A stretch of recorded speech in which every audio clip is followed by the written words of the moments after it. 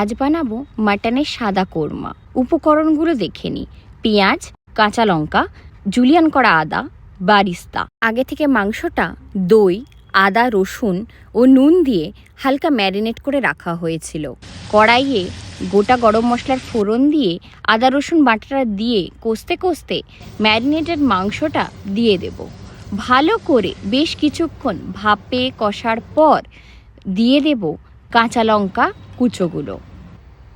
এরপর আরও কিছুক্ষণ ভাপে দিয়ে ভালো করে নাড়তে নাড়তে কালারটা একটু হলেও চেঞ্জ হবে। এরপরে ওটাকে প্রেশার কুকারে প্লেস করে আমরা কিছুক্ষণ সিটি দিয়ে দেব।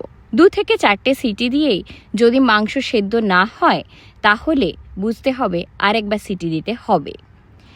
এরপর মেন উপকরণ কাঠবাদাম, কাজু আর ভেজে রাখা বারিস্তা একসাথে ভালো করে মিক্সিতে পেস্ট করে সেই পেস্টটা মাংসে দিয়ে দেব। কন্টিনিউ নাড়তে নাড়তে আরও 2টো সিটি দিয়ে দেখা যাবে মাংস পুরোপুরি সেদ্ধ হয়ে গেছে। এবার শুধু প্লেটিংয়ের পালা।